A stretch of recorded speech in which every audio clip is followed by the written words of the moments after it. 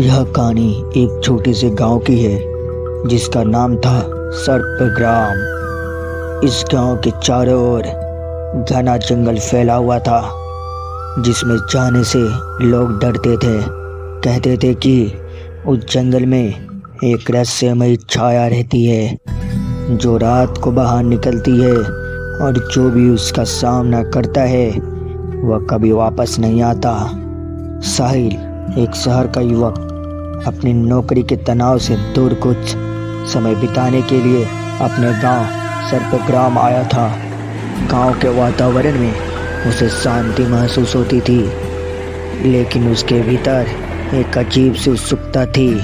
उसे गांव में आते आते शाम हो गई, तभी उसके ही गांव का एक व्यक्ति मिलता है और बोलता है, कैसे हो साहिल और कब गांव में आए? तब साहिल बोलता है, अच्छा हूँ, अभी अभी आ रहा हूँ। तभी वह व्यक्ति बोला, तुम्हारा बचपन तो इसी गांव में बीता है, तुम्हें तो पता है ना, शाम को कोई गांव में नहीं निकलता है, जल्दी जाओ घर में। इतना बोलते ही वह वहाँ से चला गया और साहिल भी अपने घर के लिए चला जाता है।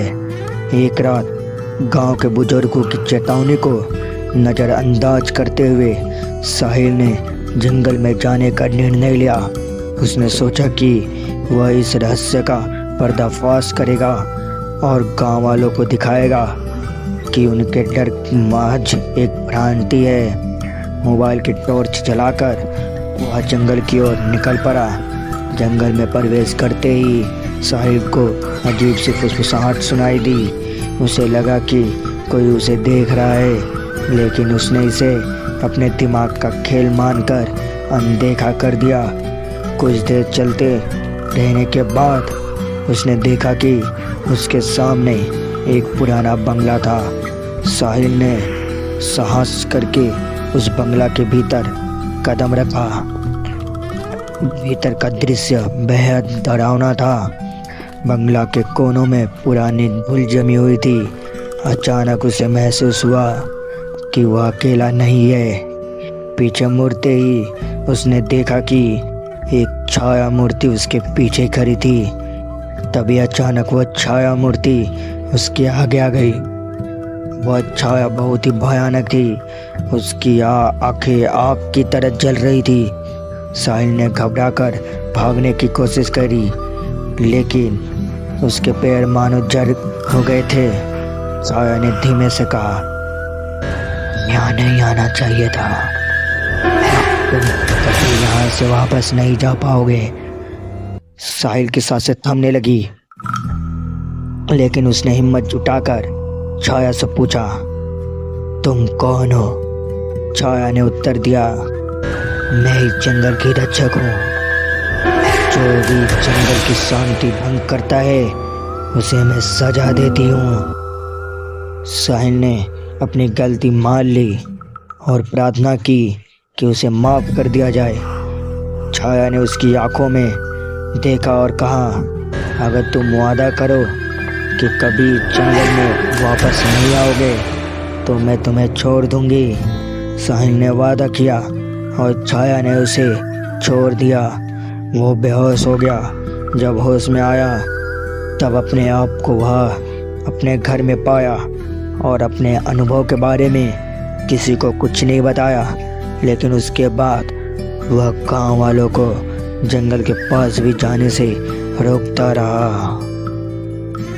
कुछ वर्षों के बाद एक नई पीढ़ी के बच्चे गांव में बड़े हो गए। उनमें से एक निशा बेहद जिज्ञासु थी। उसने साहिल से उस रात के बारे में पूछा, लेकिन साहिल ने कुछ भी बताने से इनकार कर दिया। निशा की जिज्ञासा और बढ़ गई। एक रात निशा अपने दोस्त के साथ जंगल के लिए निकल जाती है ताकि उस बंगले का रहस्य पता कर सके। वह मोबाइल के टॉर्च की सहायता से जंगल में चले जाते हैं और बंगले तक पहुंच जाते हैं। बंगला अब भी वैसा ही था जैसे साहिल ने देखा था। भीतर जाते ही उन्हें वही अजीब सी रोशनी दिखी, लेकिन इस बार छाया ने उन्हें नहीं डराया। उसने धीरे से कहा, तुम्हें यहाँ नहीं आना चाहिए था। निशा ने साहस करके पूछा, हम जानना चाहते हैं कि तुम कौन हो और इस बंगला का रहस्य क्या है। छाया ने एक गहरी सांस ली और कहा, यह बंगला कभी मेरे परिवार का था। हम सब खुशी से यहाँ रहते थे, लेकिन एक रात एक दुष्ट आत्मा ने हमारे पूरे परिवार को मार डाला। अब मैं इस जंगल की रक्षक बन गई हूँ, ताकि कोई और इस दुष्ट आत्मा का शिकार न बने। निशा ने छाया से पूछा, क्या हम इस आत्मा को मुक्त कर सकते हैं? छाया ने उन्हें एक प्राचीन मंत्र बताया, जिससे वह दुष्ट आत्मा को मुक्त किया जा सकता था। निशा और उसके दोस्त ने मिलकर वह मंत्र पढ़ा और उस आत्मा को मुक्त कर दिया। अब जंगल में शांति लौट आई और छाया ने उन्हें धन्यवाद दिया। गांव के लोग अब निशा और उसके दोस्त की बहादुरी की कहानियां सुनाते थे। जंगल एक सुरक्षित स्थान बन गया था और लोग वहां बेझिझक जा सकते थे। साहिल ने निशा की सराहना की और महसूस किया कि कभी कभी रहस्य को सुलझाना ही शांति का मार्ग होता है।